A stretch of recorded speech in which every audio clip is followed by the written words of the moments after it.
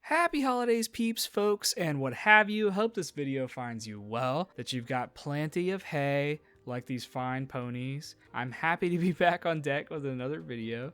Today, we're taking a look at a pretty special piece. One I didn't expect to have the opportunity to review anytime soon. From the jump, I want to thank Rockmaster Mike on Instagram for generously providing this watch to the channel.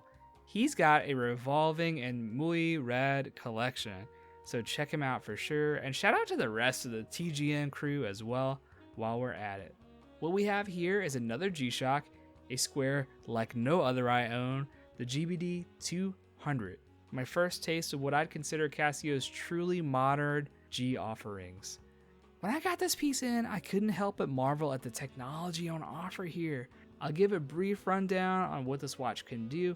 However, this review isn't going to linger on functionality, so know that early on. I'm hoping y'all can ride along this vibe with me, a mostly aesthetic review. I want to consider deeply the true wearability here, to borrow from the youths, this watch's aura, if you will. But before that, here are your nuts and bolts, you hungry robot. Let's don our spectacles, and I'll go ahead and give you the GBD-200's veritable CV as well for your perusal and consideration. The model. We've got the GBD-200 UU9, part of the G-Shock Move series. I have a length of 51 millimeters, a width of 45 millimeters, a thickness of 13 millimeters. Note here, as is the case most of the time, these are my measurements and they differ considerably from the Casio website.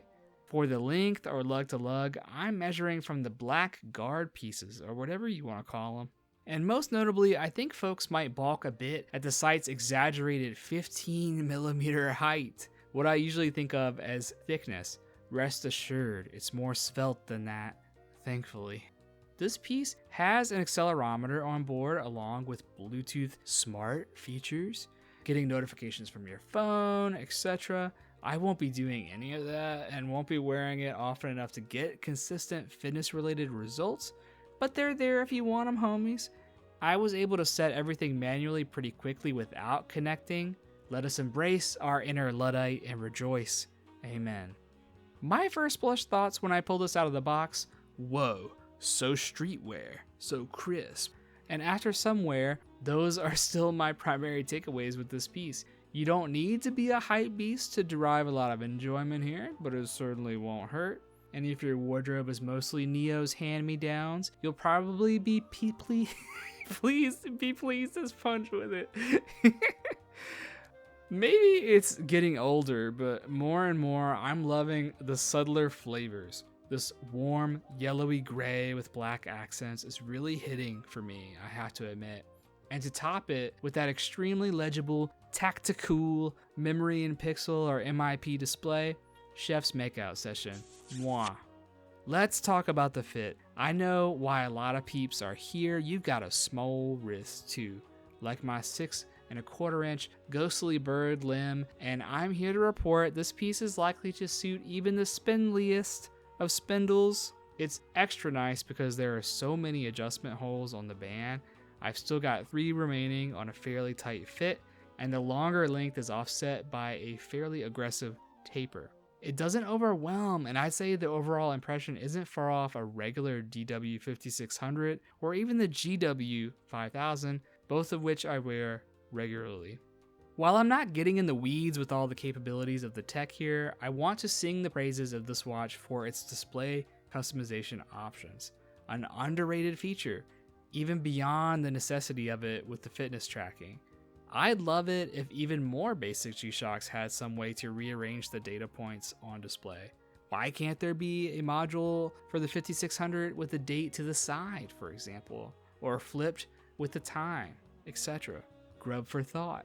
I mentioned the adjustability of the band a minute ago with regard to the fit, but I want to rewind to highlight that the band is something I'd like to see more and more. I've gotten kind of disillusioned with the bands at the latest 5600s, for example.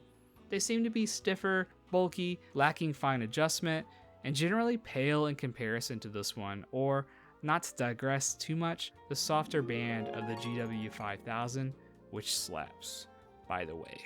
With the GBD-200, we get the fine adjustment, a nice taper, and a pleasant textured feel. Okay, some bugaboos to leaven all the praise. Just a couple. Number 1. Always hate to see plastic/resin buckles. Here we've got a weird half and half with a metal tang and a plastic buckle. Would much prefer all metal for long-term durability's sake. And 2, the stated battery life is a measly 2 years, which isn't stellar. I'd love to see a MIP display fully supported by solar, if that's even possible, or at least a longer life. I've seen peeps claim 3 years when using the connectivity features sparingly, but even so, maybe we'll get a basic bare bones MIP display with a little bit more juice someday. Whew, I've spilled more words than I planned. It's good to be back though. Let me know what you think down in the comments. I'd love to hear your thoughts. I hope you're having a rad day wherever you are, and thanks for taking some time out of your day to spend with me. Take care.